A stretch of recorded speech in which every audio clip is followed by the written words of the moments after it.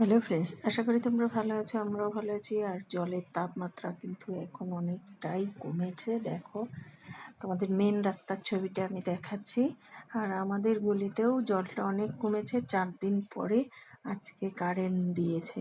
এতদিন তো জল টেনে টেনে কাজ করেছি, প্লাস জল কিনে কিনে খেয়েছি। তাও আছে দেখো জল। তাও এর ভিতরে আর কতদিন এইভাবে সিদ্ধ ভাত খাবো? তাও আজকে এত সবজির দাম বাড়িয়ে দিয়েছে।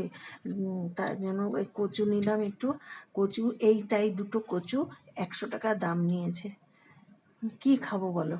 তাই একটু কচু বাটবো। ভালো করে। এইদিকে কাঁকরোল নিলাম, কাঁকরোল নিয়েছে 50 টাকা। খেতে ইচ্ছা করে বলো? কি খাবো বলো? 100 টাকা 150 টাকা বেগুনের কেজি। এদিকে একটু ডাল করলাম, 100 মোড়ার ডাল করলাম।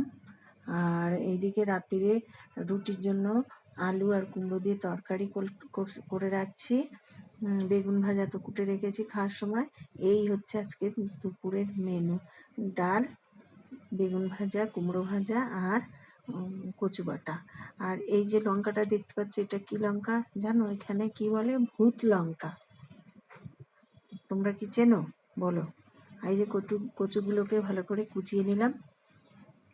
এবার মিক্সির জারের ভিতরে দিয়ে দিলাম। দিয়ে এবার লঙ্কা দিলাম পরিমাণ মতো, যে যেমন ঝাল খাবে পরিমাণ মতো দিয়ে দিলাম নুন দিয়ে এবার আচ্ছাটি করে এবার বেটে নেব।